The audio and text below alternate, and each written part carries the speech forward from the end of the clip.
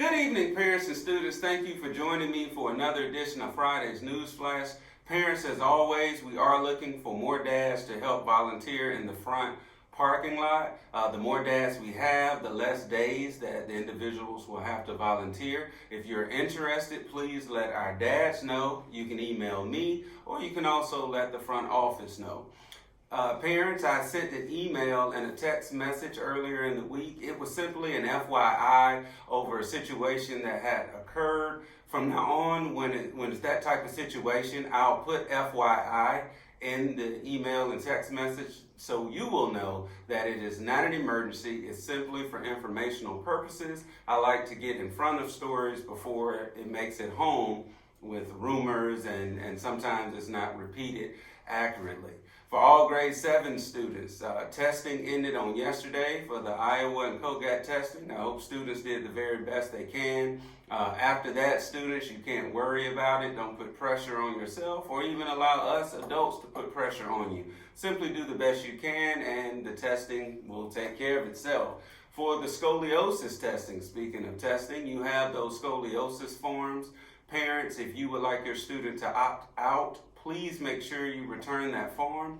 Also, you may want to look at the video. Some parents sometimes aren't exactly sure what goes on in the scoliosis testing. Keep in mind your primary care physician can also do the testing. Some people aren't comfortable with it done at the school and they prefer that route, which is totally fine.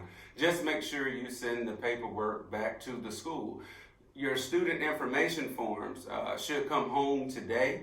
It's very important that you make sure that it is accurate because that's the information that we have on record here at the school. So if you're the enrolling adult, please make sure you fill that form out with accuracy and send it back to the school by next Friday. You will also need to update your parent view because it does not update automatically.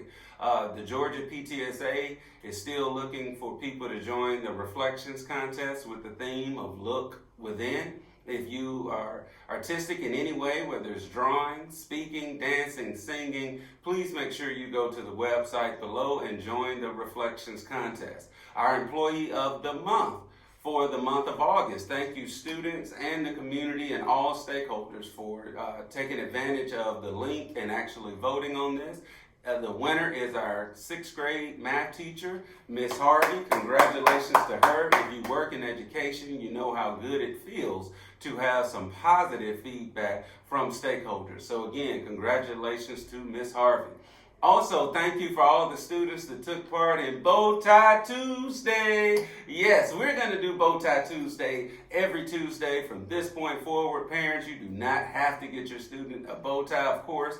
I just wore the bow tie on one Tuesday, and I always like to do things in solidarity with my students. So every single Tuesday, I'll be in my bow tie, and students, if you have one, then please wear your bow tie. Parents, wear your bow ties as well. If you are a grade 6 or 7 student and you are interested in the Quebec trip, remember the informational meeting is Tuesday here at Lovingood from 6 to 7:30 in the theater. Also, if you're interested in athletics and sports, perhaps you got cut from a team or you just want to sharpen your skills year-round, please go to the website below and look at I9 Sports. They are a school business partner of ours. So please go to that link and sign your student up if you are interested. If you have any community events, parents and students that you would like me to come to, please simply just let me know the date, the time, and the event, and I'll do the best that I can to come and throw support behind the event because I think it's very important to support the community.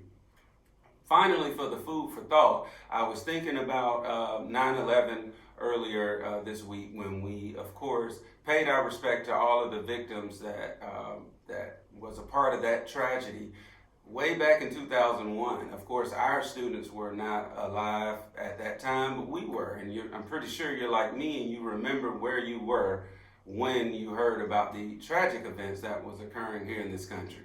But I also hope that we all remember the aftermath after 9/11, how there was so much political harmony and solidarity amongst different ethnicities, and people were more open and receptive to each other because we were all grieving at at the same time, regardless of your socioeconomic status or your intellectual abilities. We were all solidified as one. That's the lesson that I hope we all as adults were able to take away and also pass down to our students. Well, that's all that I have. I want you to have a great evening and also stay tuned for our Newsella Winner of the Week.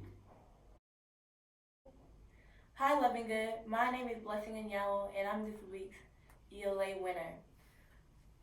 The article I did was how to amend the U.S. Constitution. The U.S. Constitution also has an original draft, which in ELA you can relate it to because you have to make many writings, like writings and drafts to do it.